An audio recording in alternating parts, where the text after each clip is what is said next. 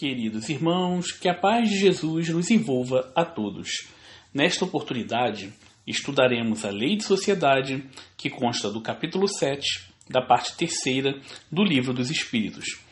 O nosso estudo abrangerá as questões 766 a 775 da referida obra. Antes de tudo, devemos elevar o nosso pensamento a Jesus e pedir permissão para dar por iniciados os nossos trabalhos. Que a inspiração dos bons espíritos nos facilite a compreensão do tema e a nossa oportunidade de aprender se faça realmente proveitosa. Que assim seja. Inicialmente, trazemos a notícia de que a ideia de que o homem é um ser social é muito antiga. Aristóteles, filósofo grego da antiguidade, já dizia que o ser humano é um animal político. Mas o termo político, nesta expressão, tinha significado diverso do que hoje empregamos. Político fazia referência a ser habitante da polis, que era a cidade-estado grega. Assim, o referido pensador estava querendo dizer que o homem precisa fazer parte da comunidade, que é da sua natureza viver em sociedade. No mesmo sentido, os espíritos nos informam que Deus criou o homem para viver em sociedade, que não é por outro motivo que o homem tem a habilidade da palavra e outras faculdades necessárias à vida de relação. Ou seja, a vida em sociedade constitui uma lei natural. Por consequência, o isolamento absoluto é contrário à referida lei. Questões 766 e 767. Mas por que o homem deve viver em sociedade? Já aprendemos que o espírito é criado simples e ignorante e tem de evoluir. No entanto, não é possível obter esta evolução sozinho. Isolado, o homem não tem todas as faculdades, e apenas mediante o contato com outros homens é que as faculdades se completam e possibilitam o bem-estar e o progresso. Questão 768. Quando os homens vivem em sociedade, eles aprendem a suportar os maus procederes de outros homens viciosos, a vencer as tentações e dificuldades impostas pelo meio social, mas também podem obter bons exemplos daqueles outros homens que já se exercitam no bem. Isolado, o homem foge das tentações do mundo, mas também das possibilidades de progredir e, além disso, deixa de praticar o bem. Por isto, os espíritos nos esclarecem que o isolamento absoluto pode até ser uma satisfação egoísta, mas não é agradável a Deus uma vida pela qual o homem se condena a não ser útil a ninguém. Questão 769. Fica claro, portanto, que os espíritos não recomendam uma vida totalmente contemplativa, ou seja, uma vida totalmente separada do mundo, ainda que por motivos religiosos, como acontece, por exemplo, em conventos e monastérios, nos quais as pessoas sofrem privações e expiações. As melhores expiações a que nos submetemos são aquelas que resultam no exercício da caridade para com o próximo, o que apenas é possível no meio social. Questão 770. Do mesmo modo, não está de acordo com a lei natural o voto de silêncio, pois a palavra é uma faculdade dada ao homem justamente para que ele se ponha em contato com outros homens. O problema não é o uso, mas sim o abuso das faculdades que Deus nos concedeu. Ainda que, muitas vezes, o silêncio seja interessante para que tenhamos o recolhimento necessário para obter a inspiração dos bons espíritos, até mesmo pela prece, não faz sentido o silêncio absoluto. Por outro lado, as pessoas que se afastam do convívio social para socorrerem os sofredores têm duplo mérito, pois vivem uma vida além dos gozos materiais e fazem o bem, cumprindo a lei do trabalho. Questão 771. Não há qualquer problema, também, no afastamento a que algumas pessoas se submetem para terem a tranquilidade de realizar certos trabalhos. Por exemplo, um escritor que busca uma separação temporária dos outros homens para concluir uma obra de elevado alcance moral, não está praticando qualquer ato equivocado, porque, mesmo no seu recolhimento, continua trabalhando para a sociedade. Questão 771A. Neste momento, gostaríamos de lembrar que o próprio Mestre Jesus, em alguns momentos, encontrava a necessidade do recolhimento e subia ao monte para orar, como nas passagens do Evangelho de Lucas, capítulo 6, versículo 12, e do Evangelho de João, capítulo 14, versículo 23. Mas depois, o Mestre retornava ao convívio dos homens para continuar o seu labor de trazer a boa nova. Exemplo bem interessante também é o de Saulo de Tarso, o qual, depois de algum tempo de ter visto Jesus no caminho para Damasco, sentiu uma maior necessidade de entendimento do Evangelho e partiu para Palmira, na Síria, onde se encontrou com seu antigo mestre Gamaliel, por intermédio do qual obteve um emprego de tecelão. Tecelão é aquele que maneja o tear para fabricar tecidos. Então Paulo, depois disso, passou a viver em uma tenda do deserto, onde ficou lá por cerca de 3 anos, ao lado de Áquila e Prisca, trabalhando e meditando nos conceitos da Boa Nova, como preparação indispensável da tarefa que desempenharia como apóstolo dos gentios. Gentios é como os judeus se referiam às pessoas de outros povos que não eram judeus. Se Saulo tivesse ficado no deserto, até poderia ter adquirido grande sabedoria com os ensinamentos de Jesus, mas não colocaria à prova tal sabedoria.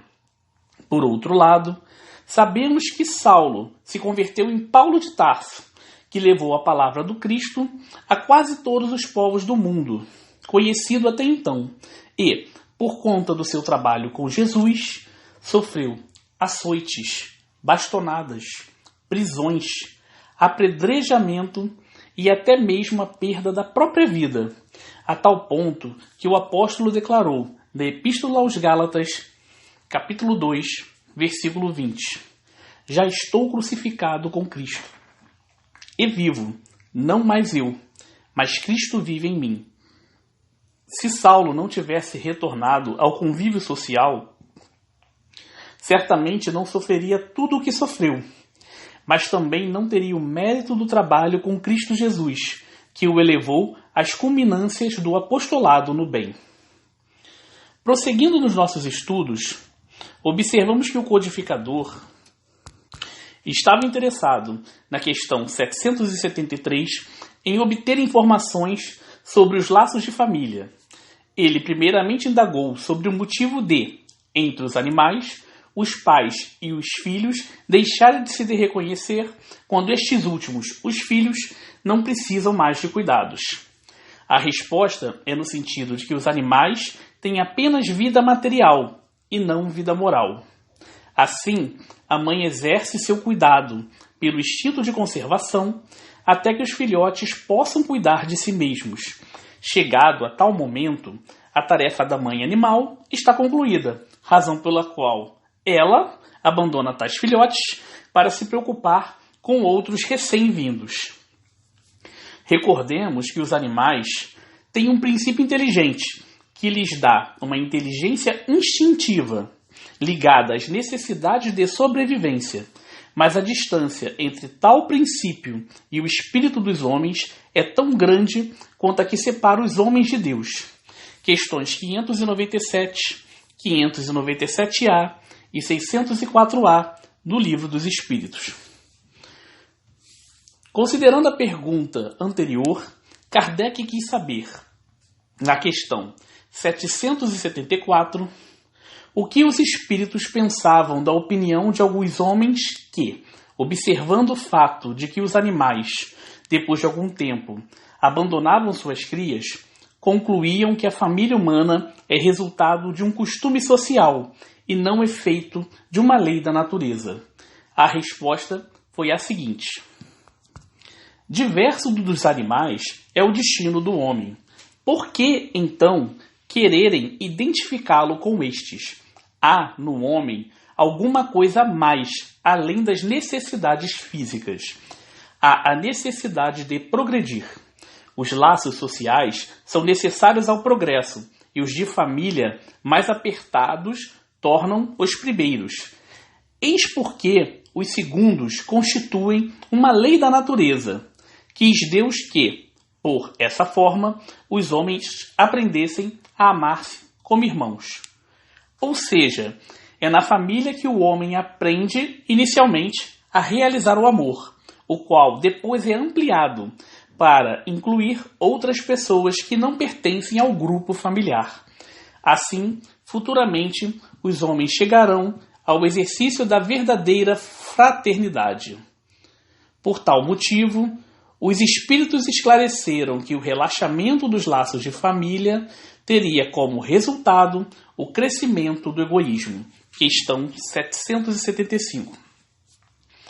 Aprendemos nesta oportunidade que o homem tem de viver em sociedade para exercitar suas faculdades e obter progresso. Então, alguns podem perguntar-se: por que ainda vemos tantos problemas sociais nos mais variados lugares do mundo? Onde quer que detenhamos o nosso olhar, observamos questões complicadas em quase todas as sociedades, tais como fome, miséria, corrupção dos governantes, desigualdades sociais e muitos outros. Não estamos aqui querendo detalhar esses problemas, mas apenas recordar o que o Espiritismo nos diz a este respeito. Neste momento, devemos lembrar que a Terra é um planeta de provas e expiações, onde ainda predomina o mal, e os espíritos que nela encarnam resgatam, na mesma existência ou em encarnações posteriores, as faltas praticadas. Consequentemente, as nossas sociedades, consideradas civilizadas, ainda não cumpriram todo o seu potencial e têm apenas um progresso incompleto. Em verdade, os espíritos nos esclarecem que enquanto não banirmos das sociedades os vícios e os defeitos humanos, como o orgulho, a vaidade e o egoísmo, e não passarmos a viver verdadeiramente como irmãos, poderemos ser considerados, no máximo, povos esclarecidos, mas não verdadeiramente civilizados. Questões 790 a 793 do Livro dos Espíritos. Porém, tal estado de coisas não permanecerá assim para sempre. O codificador, no Evangelho segundo o Espiritismo, capítulo 8, quando interpretou a passagem da Boa Nova de que é necessário que venham escândalos, que está no Evangelho de Mateus, capítulo 18, versículos 6 a 11, nos deixou valiosa lição a respeito. É necessário que o escândalo venha, porque, estando em expiação a terra, os homens se punem a si mesmos pelo contato de seus vícios, cujas primeiras vítimas são eles próprios e cujos inconvenientes acabam por compreender.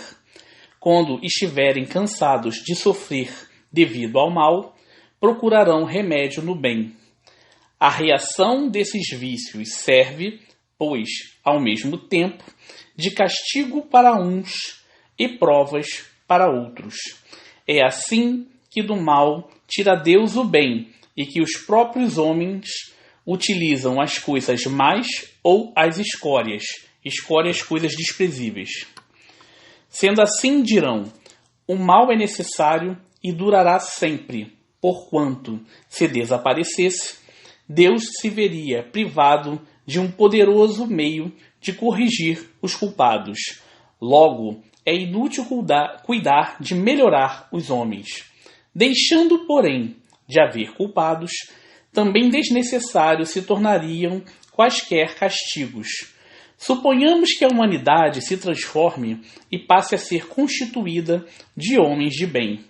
Nenhum pensará em fazer mal a seu próximo, e todos serão ditosos por serem bons. Tal a condição dos mundos elevados, donde o mal já foi banido.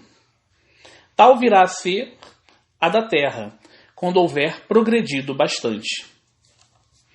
Ou seja, todo o estado de coisas que observamos diz respeito às falhas morais que nós, espíritos encarnados na Terra, ainda temos que vencer.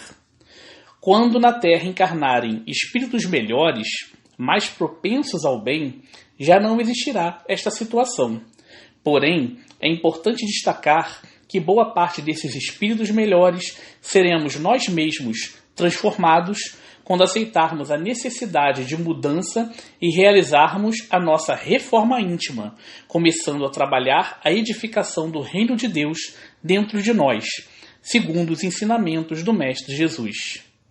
Referência a Gênesis, capítulo 18, itens 27 a 30.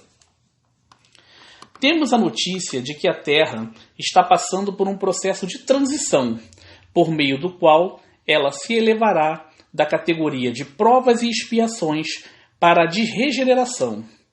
Santo Agostinho, em mensagem do capítulo 3 de O Evangelho segundo o Espiritismo, nos traz uma informação interessante sobre o estado dos mundos regeneradores.